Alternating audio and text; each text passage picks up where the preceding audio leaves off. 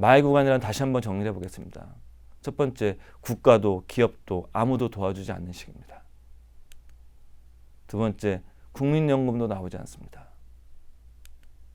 세 번째, 일자리도 새로 얻기도 어렵습니다.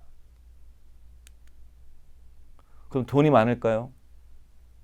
아시다시피 요즘은요, 자기 자신을 중산층이라고 생각하는 사람들이 많지 않습니다.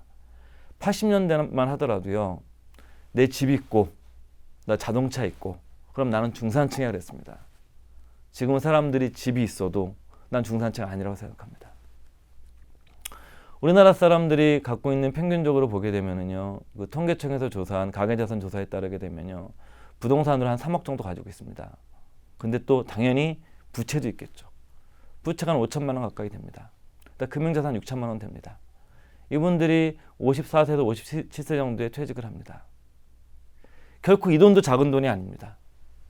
그러하지만 이 돈으로 노후를 안정적으로 보낼 거라고 믿을 수 있는 사람은 아무도 없으실 겁니다. 그렇기 때문에 우리는 내가 노후 생활의 삶을 결정하는 결정적인 이 시작의 고리, 첫 번째 고리가 어디에 있냐면 바로 이 퇴직에서 나왔던 55세, 65세 10년 동안 내가 어떻게 보낼 것이냐에 달려있게 되는 것이죠. 그럼 우리는 어떻게 대응해야 될까요? 전 여러분들에게 이런 말씀 드리고 싶습니다. 국민연금은요, 논란이 굉장히 많은 제도입니다. 일부에서는 국민연금 폐지론도 주장하시는 분도 계시고, 또 아니다, 그래도 국민연금은 굉장히 좋은 제도다, 이런 얘기를 하시는 분들도 많은데, 국민연금은 좋든 나쁘든 없앨 수 있는 제도는 아닙니다. 지금까지 인류가 여러 가지 노후에 대비해서 특히 근대 자본주의가 성립된 다음에 노후에 관련돼서 여러 가지 제도를 도민하고 고민을 해왔습니다. 그렇게 해서 만들어진 것이 바로 연금이라는 시스템입니다. 우리나라뿐만이 아니라 모든 나라가 다 연금 시스템을 도입하고 있습니다.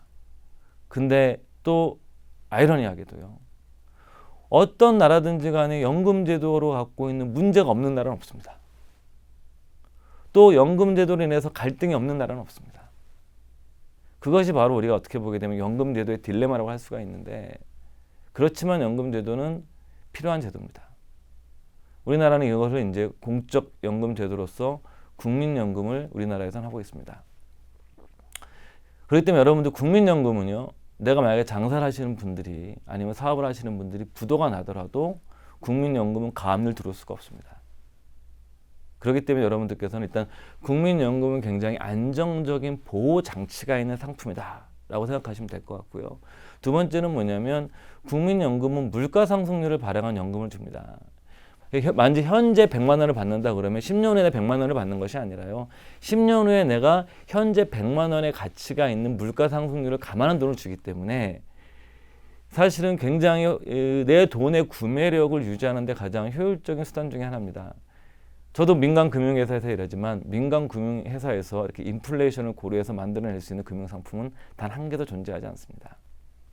그렇기 때문에 먼저 여러분들께서 국민연금에 너무 걱정하지 마시고, 일단은 내가 55세, 65세의 말 구간, 인생 100세 시대의 터닝포인트 시기를 보내기 위해서는 최소한 국민연금 나오기 전까지 확실한 보장수단이 있고 인플레이션의 가치를 반영한 국민연금이라는 돈을 받기 전까지는 최소한의 내가 생활비를 마련해야 되겠다 라는 이런 내 의지를 갖는 것이 굉장히 중요합니다.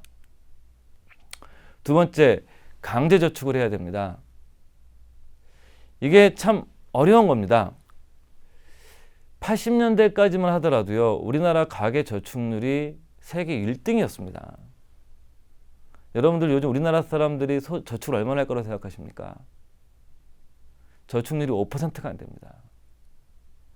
세계에서 가장 소비로 먹고 산다라는, 소비가 경제에서 가장 큰 경제 성장의 엔진이라고 한다고 얘기하는 현재 미국보다도 우리나라 저축이 낮습니다. 여러분들 저축은 굉장히 어려운 겁니다. 사람은요, 소비를 줄이는 고통을 굉장히 힘들게 생각합니다. 흔히 그러죠. 재테크 전문가라는 사람들이 나와서, 재무설계라는 전문가라는 사람들이 나와서 저축을 많이 해야 된다 얘기하지만 실제로 저축액을 조금 넣기는 어렵습니다. 그래서 저는 저축에 대해서는 여러분들의 자발성을 신뢰하지 않습니다. 그리고 저의 자발성을 신뢰하지 않습니다. 여러분들께서는 오히려 55세, 65세 터닝 포인트 마의 구간을 보내기 위해서 그때 필요한 최저 생활비를 내가 벌기 위해서는 내가 싫어도 어떻게든 싫어도 할 수밖에 없는 그런 비자발적인 강제 시스템을 만드는 것이 저는 중요하다고 생각합니다. 세 번째, 의료비에 대해서 보험을 들어야 됩니다. 이 나이가 들어서요, 흔히 우스갯소리가 있습니다. 이거 노후에 돈을 날리는 경우가 세 가지가 있다라고 얘기를 합니다. 첫 번째, 사기를 당해서. 두 번째, 자식 사업 도와주다가. 세 번째가 몸이 아파서.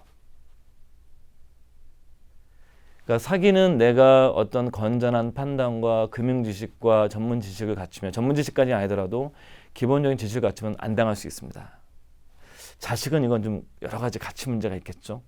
그렇지만 이제 우리보다 이런 그 고령화를 먼저 경험했던 일본과 같은 나라를 보게 되면 자녀 리스크란 말까지 나오고 있는 세상입니다. 이건 여러분들께서 한번 생각해 보실 문제고요. 세 번째가 질병에 대한 겁니다. 아무리 내가 돈을 준비하고 잘했다 하더라도 갑자기 큰 병이 와버리면 커다란 돈이 들어갑니다. 거기에 대해서 내가 의료비에 대한 보험을 들어놔야 됩니다. 또 이 선진국의 경험을 보게 되면요, 퇴직한 후에도 의외로 생활비가 많이 줄지 않습니다. 왜 그런가 들여다봤더니 그 병원을 자주 가기 때문에 의료비가 생활비 일부처럼 됩니다.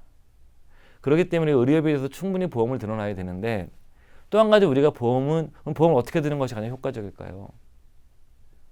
앞으로 보험 상품은, 특히 보험 상품 중에서 우리가 질병이라든가 사고를 보장해주는 보장성 상품들은 상품 내용이 더 좋아질까요? 나빠질까요? 보험 상품은요, 일종의 사망률을 사는 겁니다. 현재 사람들이 죽는 확률을 가지고 상품을 만듭니다. 근데 미래에 죽을 확률을 예측할 수가 없거든요. 그렇기 때문에 현재 죽는 사람들의 확률을 가지고 상품을 만듭니다. 근데 사람이 더 오래 살아버리면 어떻게 되겠습니까? 보험회사 입장에서는 손해를 보겠죠. 흔히 하는 말로 바로 역마진이 발생한다고 합니다. 그러니까 보험회사는 이것들에 대해서 대비해야 됩니다. 흔히 하는 말로 뭐 보험회사가 땅 파서 장사할 수는 없는 거거든요. 그래서 많이 등장하는 게 요즘 여러분들 TV 같은 거 보시면 갱신형 보험이 나옵니다.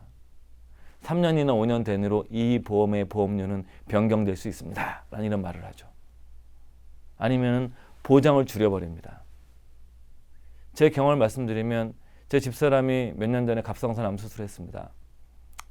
예전에 가입했던 그 암보험은요, 폐암이든 위암이든 다 갑상선 암이든 다 같이 줍니다. 근데 최근에는 진단 기술이 발달하다 보니까 갑상선 환자가 너무 많은 겁니다. 그러니까 보험회사 입장에서는 갑상선 환자들을 보험금을 많이 줘버리게 되면 자기들이 손해를 보는 거니까 갑상선암에 대한 보험금을 계속 줄여버립니다. 남자들의 전립선암도 마찬가지고요.